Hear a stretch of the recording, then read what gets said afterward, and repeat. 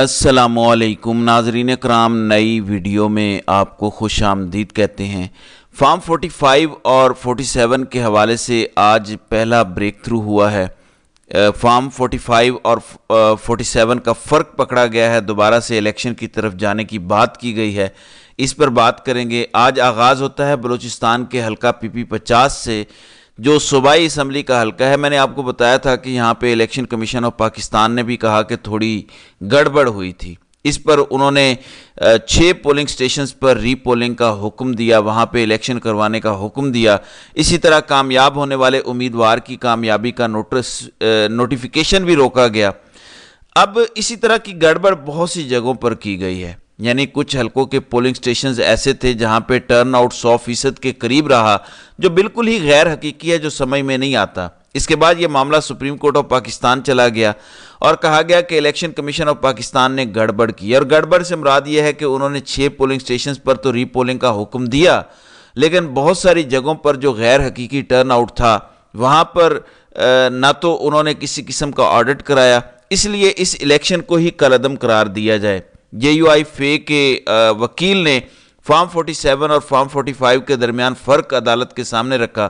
اب supreme court of Pakistan, جنہوں نے ان ریٹرننگ افسران کو تعینات کیا، ان پر مہر تصدیق ثبت کی۔ جب لاہور ہائی کورٹ میں معاملہ چیلنج ہوا تھا تو سپریم کورٹ نے کہا تھا کہ آپ کو کیا مسئلہ ہے، اب ان ریٹرننگ افسران کے کارناموں کے کیا کہنے۔ آج قاضی صاحب فرما رہے تھے کہ آپ لوگ جائیں، ٹریبیونلز بن چکے ہیں، ہم 400 سم تھنگ کیسز الیکشن کے لیے نہیں سن سکتے، لیکن اب اسی سپریم کورٹ سے حکم جاری ہوا ہے اور کہا گیا ہے کہ پشاور کے حلقہ PP 50 میں دوبارہ الیکشنز کروائے جائیں۔ اب یہاں فریقین کی باہمی رضامندی سے معاملہ آگے بڑھا ہے، الیکشن کمیشن بھی الیکشن کرانے پر راضی ہے اور کہا ہے کہ صرف 6 پولنگ سٹیشنز نہیں بلکہ تمام پولنگ سٹیشنز پر دوبارہ الیکشن ہوگا۔ ناظرین کرام، سوال یہ پیدا ہوتا ہے کہ آج فارم 45 اور 47 کا یہ گند، اس کا بوجھ کوئی اٹھا نہیں سکا، آج اس حوالے سے دوبارہ الیکشنز کی طرف چلے گئے ہیں، تو سوال یہ پیدا ہوتا ہے کہ اس کا خرچ کون اٹھائے گا؟ کیا سکندر سلطان راجہ اپنی جیب سے ادا کریں گے؟ ایک مشق پہلے ہوئی، پیسے لگے، سب کچھ ہوا، اب دوبارہ ہوگا، اور وجہ کیا ہے؟ گڑبڑ کیوں کی گئی؟ یا کسی گڑبڑ کرنے والے ایک بھی شخص کی ذمہ داری کا تعین کیا گیا؟ یا آپ نے یہ تماشا بنایا ہوا ہے کہ قوم کا مینڈیٹ ادھر ادھر کرو اور کسی کو کوئی سزا نہیں ہوگی، اس کے بعد ری الیکشنز میں چلے جاؤ؟ یا پھر جن ROs پر سپریم کورٹ نے مہر تصدیق ثبت کی اور کہا کہ وہ الیکشنز ٹھیک کروائیں گے، جو کہ انہوں نے ٹھیک نہیں کروائے، تو کیا سپریم کورٹ آف پاکستان یا قاضی فائز عیسیٰ اس کا خرچ ادا کریں گے؟ ظاہر ہے وہ نہیں کریں گے۔ اب الیکشن کمیشن ہی یہ خرچ ادا کرے گا، اور الیکشن کمیشن کہاں سے ادا کرے گا؟ الیکشن کمیشن پاکستانی قوم کی جیب پر ڈاکہ ڈالے گا۔ یہ واردات جو بلوچستان اسمبلی کی ہمارے سامنے آئی ہے، یہی حال پنجاب اسمبلی میں بھی ہوا، قومی اسمبلی میں بھی ہوا۔ لاہور کا ایک حلقہ ایسا بھی ہے، پولنگ سٹیشن ایسا بھی ہے جہاں پہ صرف 8 لوگوں کا ووٹ کاسٹ نہیں ہوا۔ کیا ایسا ممکن ہے؟ پریکٹیکلی پاسبل ہے؟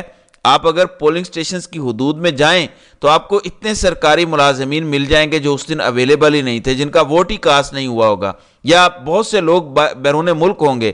لیکن پنجاب میں یہ سب نہیں کرنا، کیونکہ بڑے گھر والوں کا آرڈر ہے کہ پنجاب میں نون لیگ کی اکثریت کو بہر صورت برقرار رکھنا ہے۔ دوسری جانب آپ کو یاد ہوگا مریم نواز کی ایک آڈیو لیک سے متعلق دعویٰ کیا گیا تھا، جس پہ نون لیگ FIA میں چلی گئی۔ آج نون لیگ FIA کو اشارہ کرتی ہے اور FIA 10 قدم آگے بڑھتی ہے۔ اب اس پر شاندانہ گلزار کو لاہور سائبر کرائم ونگ نے بلایا ہوا تھا، مگر وہ پیش نہیں ہوئی۔ اب آج پشاور ہائی کورٹ نے شاندانہ گلزار کے خلاف FIA کو کارروائی سے روک دیا ہے اور FIA کو نوٹس جاری کرتے ہوئے ان سے 5 روز میں جواب طلب کر لیا ہے۔ دوسری جانب شیر افضل مروت کہتے ہیں کہ میرے پاس آڈیو میسج اردو اور پشتو میں ہیں جن کی تحقیقات ہونی چاہیے، اگر مجھے کچھ ہوا تو اس کے ذمہ دار نون لیگ والے ہوں گے۔ یہ اتنے بدمعاش ہیں کہ ان کے خلاف آواز بھی نہ اٹھائی جائے۔ شہباز شریف اور مریم نواز کے خلاف مقدمے کی درخواست FIA کو دے دی ہے، یہ شیر افضل مروت کا کہنا ہے۔ ناظرین اکرام، اب سوال یہ پیدا ہوتا ہے کہ آپ نے شاندانہ گلزار کے خلاف فوراً کارروائی کی، FIA فوراً ایکٹیو ہوا، کیا اب شیر افضل مروت نے جو درخواست دی ہے اس درخواست پر اسی طرح سے FIA ایکٹیو ہوگا، یا یہ صرف تحریک انصاف کے خلاف ہی یہ ادارہ جو ہے وہ انصاف مہیا کرنے کے لیے جاگ جاتا ہے؟ دوسری جانب آپ جانتے ہیں کہ تحریک انصاف کی حکومت جانے کے بعد جنرل فیض حمید بہت سی خبروں میں آئے۔ آج ایک مرتبہ پھر شہباز شریف نے تلہ گنگ اور چکوال کا وزٹ کرنا تھا، تو اس سے پہلے یہ خبر آئی کہ اینٹی کرپشن نے چکوال میں نائب تحصیلدار سردار نجف حمید، جو کہ جنرل فیض حمید سابق ڈی جی ISI کے بھائی ہیں، انہیں گرفتار کر لیا ہے۔ بتایا گیا کہ ان کی ضمانت منسوخ ہوئی، جس کے بعد انہیں گرفتار کیا گیا۔ ان پر رشوت کرپشن لینے کا ایک مقدمہ ہے۔ اس میں وہ مطلوب تھے، پتہ نہیں پاکستان میں رشوت یا کرپشن اتنا بڑا مسئلہ کب ہو گئی۔ جب کرپٹ اور چور ہمارے ملک کے حکمران بنے بیٹھے ہیں تو پھر کرپشن پر پکڑنا تو ویسے ہی ناانصافی ہے۔ ویسے کل احسن اقبال فرما رہے تھے کہ قرض لینے کی ایک بڑی وجہ کرپشن ہے، ہم اس پر قابو پائیں گے۔ خیر، جیسے ہی یہ خبر آئی اس کے بعد اس کہانی میں ایک نیا موڑ آیا اور بتایا گیا کہ جیسے ہی انہیں گرفتار کیا گیا اس کے بعد وہ اچانک اینٹی کرپشن کی حراست سے فرار ہو گئے۔ دوران حراست انہوں نے اینٹی کرپشن حکام کو چکمہ دیا اور ان کی حراست سے فرار ہو گئے۔ اب یہ خبریں آئیں، یہ بھی ایک دعویٰ ہے، جبکہ کچھ صحافیوں کا کہنا ہے کہ نہیں، وہ چکمہ دینے میں کامیاب نہیں ہوئے، نہ وہ فرار ہوئے، وہ اس وقت بھی گرفتار ہیں اور ان کو سخت سیکیورٹی میں تھانہ چکوال منتقل کیا جا چکا ہے۔ یہ تو جنرل فیض اور ان کے بھائی کے حوالے سے خبر ہے۔ دوسری جانب الیکشنز والے معاملے کو لے کر آزاد امیدوار میدان میں ہیں۔ ایک جانب محسن نقوی اور فیصل واڈا ہیں۔ بتایا گیا ہے کہ فیصل واڈا کے چونکہ تجویز کنندہ اور تائید کنندہ MQM والے ہیں، تو MQM کی قیادت اس پر ناراض ہو گئی ہے اور کوئی اختلافات ہو گئے ہیں۔ حالانکہ MQM والوں کو نہیں پتا کہ ان کی سیٹیں کہاں سے آئی ہیں، کس نے دلوائی ہیں۔ جس نے دلوائی ہیں اسی کے فیصل واڈا بھی امیدوار ہیں، تو آپ کی مجال نہیں ہے، آپ کی چابی انہی کے پاس ہے۔ جب وہ چابی دبائیں گے تو آپ فیصل واڈا کیا پنجاب کے سینیٹرز کو بھی ووٹ دینے کو تیار ہو جائیں گے۔ تو فیصل واڈا کہہ رہے ہیں کہ میں زرداری صاحب کے بیٹے جیسا ہوں۔ اب پہلے محسن نقوی بیٹا تھا، اب یہ کہہ رہے ہیں کہ میں ان کے بیٹے جیسا ہوں۔ پھر ان سے پوچھا گیا کہ آپ کس پارٹی سے ہیں، تو انہوں نے کہا کہ ابھی تو آزاد کا سیزن چل رہا ہے، جب پارٹی کا سیزن چلے گا تو پارٹی کو دیکھ لیں گے۔ پھر ان سے جیت اور ہار کا پوچھا گیا تو انہوں نے کہا کہ جیت اور ہار کا تو الیکشنز والے دن ہی پتہ چلتا ہے، جیت یا ہار ہوئی تو میں اسے اچھے طریقے سے قبول کروں گا۔ پھر ناظرین اکرام، پاکستان کے بارڈر کے حوالے سے بڑی اہم ڈیولپمنٹس سامنے آ رہی ہیں۔ آپ جانتے ہیں کہ شمالی وزیرستان میں 2 دن قبل ایک حملہ ہوا، اس حملے میں افسران سمیت کئی جوان شہید ہوئے۔ یہ بہت بڑا نقصان تھا۔ اس واقعے میں شہید ہونے والے کیپٹن 5 بہنوں کے اکلوتے بھائی تھے۔ یہ حملہ کہاں سے ہوا، کیسے ہوا؟ ظاہر ہے افغانستان کو لے کے پاکستان کے کافی تحفظات ہیں۔ اب خبر یہ آ رہی ہے کہ پاکستان نے افغانستان کے 2 صوبوں میں کارروائی کی ہے۔ صوبہ پکتیا اور خوست صوبے میں رات 3 بجے بتایا گیا ہے کہ حملہ کیا گیا ہے۔ یہ طیاروں کی مدد سے ایئر سٹرائک کی گئی۔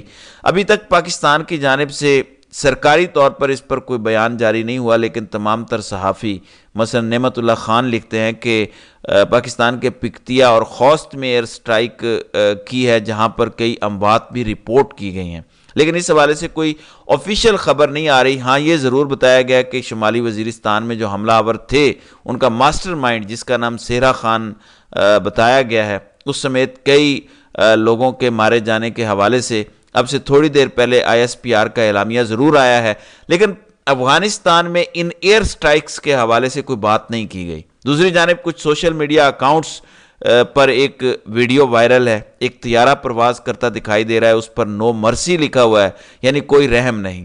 جبکہ دوسری جانب افغان حکومت نے اس بات کی تصدیق کی ہے کہ بالکل ہمارے ملک پر پاکستان کی جانب سے حملہ کیا گیا ہے، لیکن پاکستان کی جانب سے آفیشلی اس حوالے سے کوئی بات نہیں آ رہی۔ کل بھی ایک ترجمان کہہ رہے تھے کہ افغان سرزمین پاکستان سمیت کسی ملک کے خلاف استعمال نہیں ہو رہی، لیکن پاکستان کا واضح موقف ہے کہ افغانستان میں وہ لوگ موجود ہیں جو ہمارے ملک میں حملے کرتے ہیں، ہمارے لوگوں پر حملے کرتے ہیں، ہماری سیکیورٹی فورسز پر حملے کرتے ہیں۔ ہم ان کے ٹھکانوں کو بھی جانتے ہیں اور ہم کارروائی بھی کریں گے، اس کی ہم کسی کو اجازت نہیں دے سکتے۔ اب BBC کے مطابق افغانستان میں پاکستان کی فضائی کارروائی پر افغان طالبان کی سنگین نتائج کی تنبیہ۔